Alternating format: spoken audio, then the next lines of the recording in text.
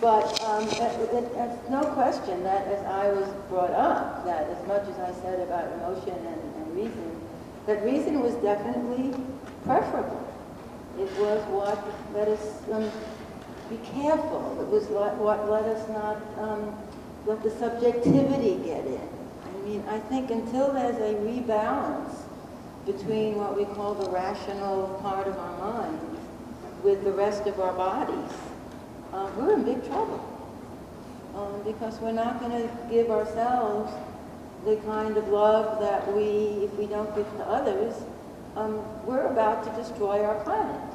Now that might have seemed like a leap, but I think we're in danger of destroying the planet that is hosting us. And I think we are mainly in danger because we are not allowed to pay attention to our own feelings and emotions. So for me, poetry has to do with saving lives. Mine and that of the generations that come. It's a very serious business, but it's not about meaning as if it were something you could put in a box. So I take it very seriously. So my optimism comes from the desperation of not liking being depressed. So it's easier for me to come at this. The more upset I get, the more optimistic I get as a counterbalance. And then I come to things like this. And people sell books. People buy poetry books. It's crazy. But we do. You come here in sunny. You haven't seen sun in days, and yet look at us all here. I mean, so there's a lot of hope. And then we have poems like Maggie's. I have a poem by another poet. I don't need that. Oh, you don't need that. I'm hooked up. I want to say something about Yeah, go ahead. rationality. Okay. I do think that there's a healthy dose of the rational in poetry as well. Because after all, I mean, the poet is constructing the poem is thinking about their own experiences in the world, in the political world, in their own emotional world, but I feel like all of that somehow is in the poem. But by the time the poem is finished, I mean, there's a great deal of feeling in it as well. So I see it as a marriage of rational thought and feeling. And I think that both of those are really important in the poem to affect people. And it's just not emotional, but it's rational as well. Mm-hmm. I mean, especially when you're talking about the intersection of yourself and the rest of the world, there has to be some type of acknowledgement of rationality in there as well. Mm-hmm. I agree, yeah. I mean, you can't stop thinking. Right. And what makes poetry maybe different from other kinds of writing is, for me, it often starts with a physical sensation. And then that physical sensation finds an emotion, and that emotion finds words. And the words are going to be rational to some extent. Right. I don't want to take up too much time, but I wanted to read this one poem by Lucille Clifton, a wonderful African-American poet who, of all the poets I've read recently, seems to most clearly and most often acknowledge her own complicity, I guess. This is called The Times. It's not a long poem, but it's appropriate because of the shootings recently.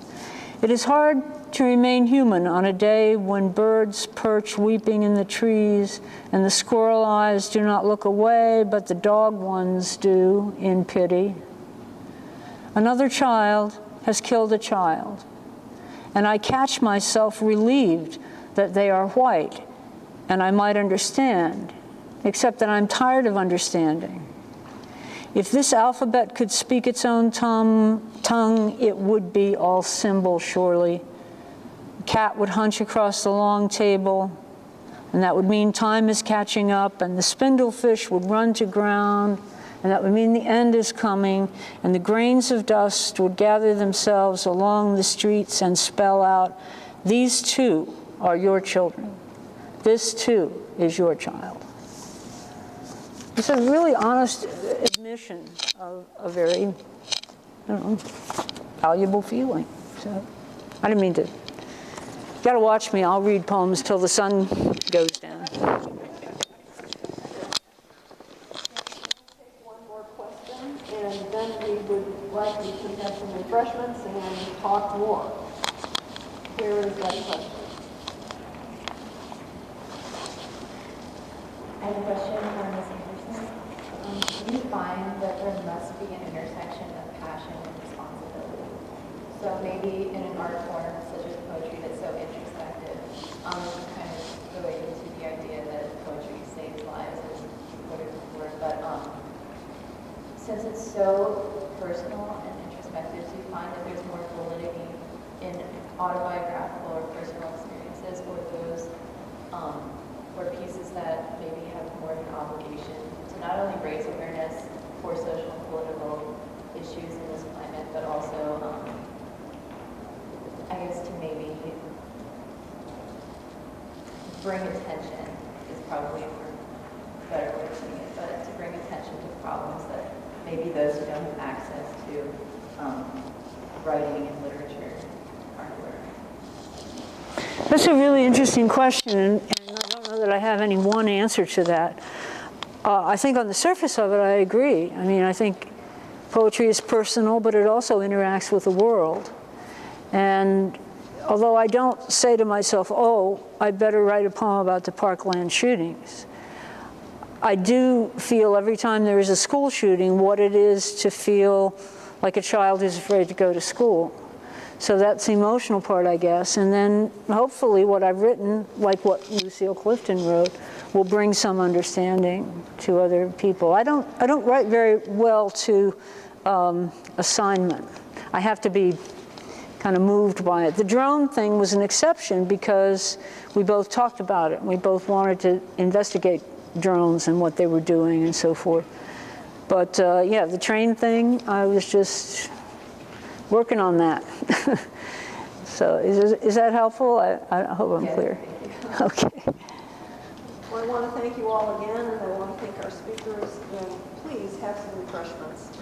Yeah, refreshments. Thank you, thank you, thank you.